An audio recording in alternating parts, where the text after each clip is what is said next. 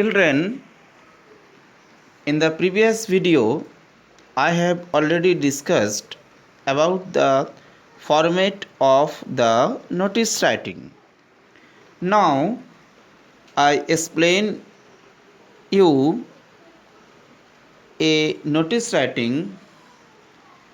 Suppose that the question is asking that the residents of Welfare Association, Green Park, New Delhi is organizing a dog show in their locality, and you are the president of that welfare association. You have to write a notice to inform the residents about the show. Okay, how to write now? पहले ही हम आप लोगों को बताए हैं notice writing का format के बारे में। आप एक एग्जाम्पल के साथ आप लोग को मैं बता रहा हूँ नोटिस किस तरह से आप लोग लिखोगे। जैसे कि देखो, सबसे पहले हम लोग इंस्टीट्यूशन का नाम लिखे हैं, रेसिडेंट्स वेलफेयर एसोसिएशन। जो भी इंस्टीट्यूशन के बारे में कहा जाता है उसको हम लोग पहले लिखेंगे। उसके बाद आप लोग देखिए, डेट को मैंने लेफ़्ट साइड में लिखा। फिर नोटिस कैपिटल लेटर में just before the institution's name we have written it. Okay, now the title of the headline of the notice. ये नोटिस किसके बारे में हम लोग लिख रहे हैं वो बच्चा ने लिखा है। एक स्टूडेंट का ही मैंने आपको एग्जाम्पल दे रहा हूँ ताकि आपको सुविधा हो लिखने के लिए। देखिए, उसके बाद हम लोग किस तरह से लिखे हैं। All the residents of Green Park are informed that a dog show is going to be organised. उसके बाद जैसे कि हम प्रीवियस वीडियो में बताए थे डेट के बारे में, ऑर्गेनाइज्ड कौन दिन होगा, on the 30th May. Okay, after that the interested residents can get registered. Registered क्यों है ना, पहले तो आपको शो में अगर पार्टिसिपेट करना चाहते हो तो कोई भी फंक्शन में आप जब पार्टिसिपेट करना चाहते हो, कोई प्रोग्राम में, जैसे हम लोग स्कूल में भी जब प्रोग्राम में भाग लेते हैं, पार्टिसिपेट करते हैं, तो नाम देते हैं, क्लास टीचर्स को नाम देते हैं। जस्ट लाइक दैट वे जो रेसिडेंट्स हैं वो पहले रजिस्टर्ड कराएंगे, मीन्स नाम देंगे for the show with all the details of their dogs.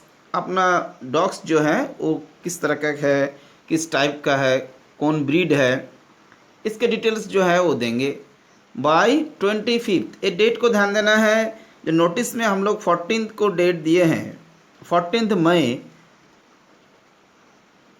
तो हम लोग जो डेट आगे देंगे तो उसका डेट इस तरह से आप लोग कैलकुलेशन करके डेट आपको देना है। जी 25th, प्रोग्राम 30th को होगा तो 5 दिन पहले तक 25th of May 2020 the show will be as under. देखिए, डिटेल्स सबको देना है, जाकर क्या शो किस तरह से होगा, कब होगा, कहाँ होगा, इसके बारे में क्या लिखेंगे। डेट लिखेंगे 30th मई 2020। Next you will write the day, you can write it just suppose that Sunday. Time भी आपको देना है, time 4 AM। Next will write about yourself, आप लिख रहे हो आप कौन हो।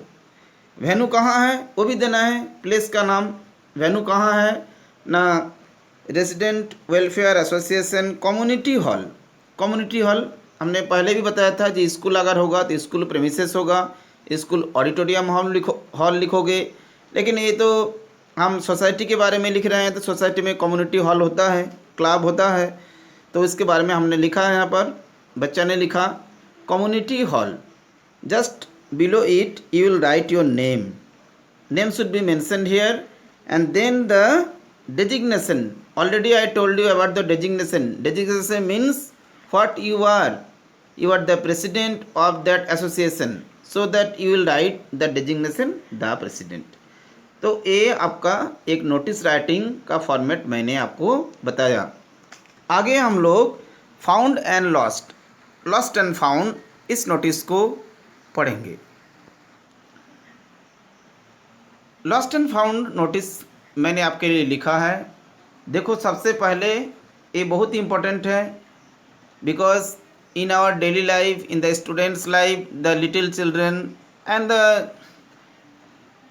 children of the senior sections also, they often lose anything, they find anything in the school premises, and that is our duty, that is our honesty, that we should return anything whatever we get in our school premises and our surrounding also. We should not keep it in our secret.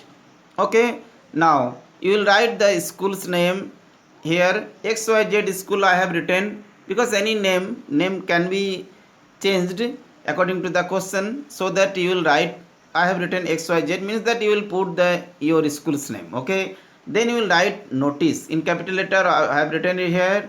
Left side you will write to date. Date will be like that. I have written 20XX, means that I have written it because you can write there 2020, 2021 in the next year. Okay, so that I have put the two cross here. 13 June 2020 you can write. Then the headline of the notice I have written here. You see that found a fountain pen. जिन्होंने notice लिख रहा है उन्होंने एक fountain pen को पाया। अब देखो किस तरह से नोटिस लिखना है। Body of the letter, body of the notice is like that way, you can follow it also. Today a fountain pen was found on the staircase. Staircase means सीढ़ी of first floor during the lunch hour. Okay, that is very simple sentence. You should not write any standard and the very high quality of the sentence, because it may cause the incorrection of your sentence and misspelled, and your marks will be reduced. So that notice writing there is only 5 or 4 marks. You will write in very easy way, like that format you follow it, and you will get the full marks. This is my guarantee. Now you will see that after lunch hour you will write, anyone who has misplaced this pen can collect it from the undersigned. अंडरसाइंड के बारे में मैंने previous video में भी बताया।